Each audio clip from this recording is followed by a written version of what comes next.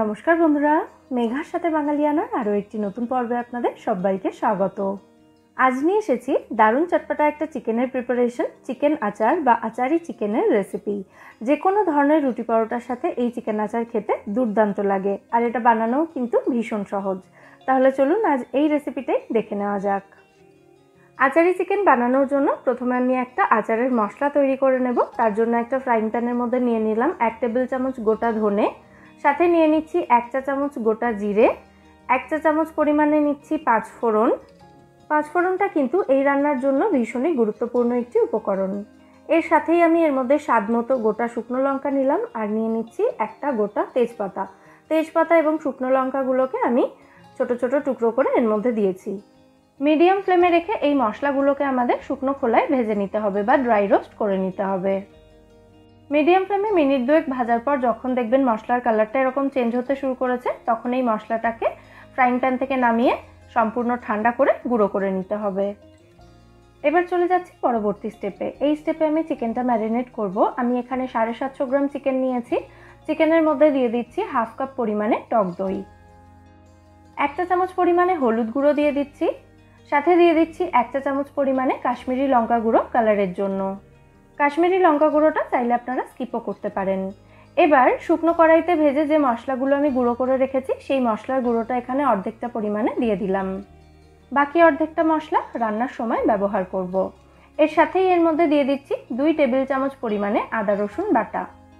এবার এই সমস্ত উপকরণ একসাথে খুব ভালো করে মিশিয়ে নিচ্ছি, মানে চিকেনের সাথে মশলাগুলোকে ভালো করে মাখিয়ে নিচ্ছি। সমস্ত উপকরণ ভালো করে মিশিয়ে নিয়ে পাত্রটাকে ঢাকা দিয়ে আধ ঘন্টার জন্য এটাকে এভাবেই রেখে দেব।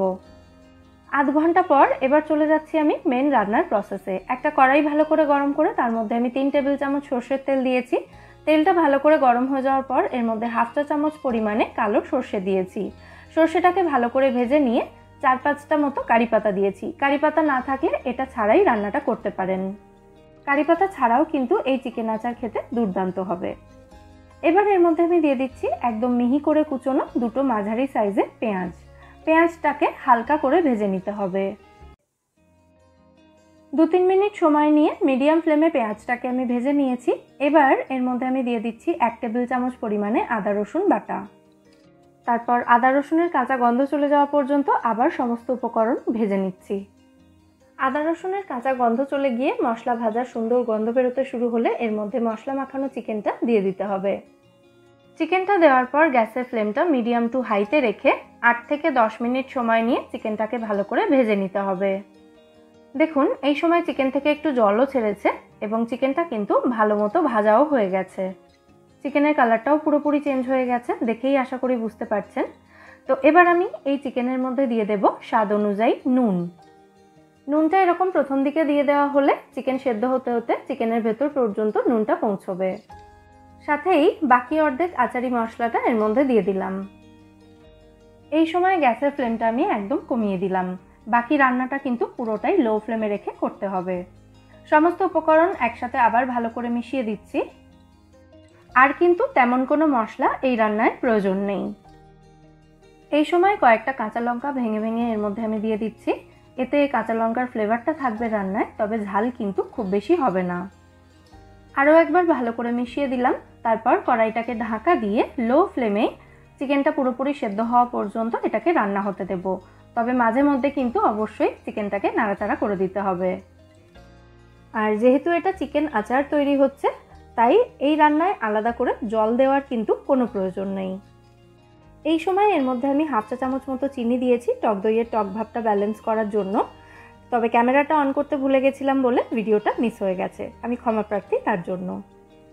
আপনারাও সামান্য একটু মিষ্টি এর মধ্যে অবশ্যই দেবেন, তাতেই আচারি চিকেন চটপটা টেস্টের হবে।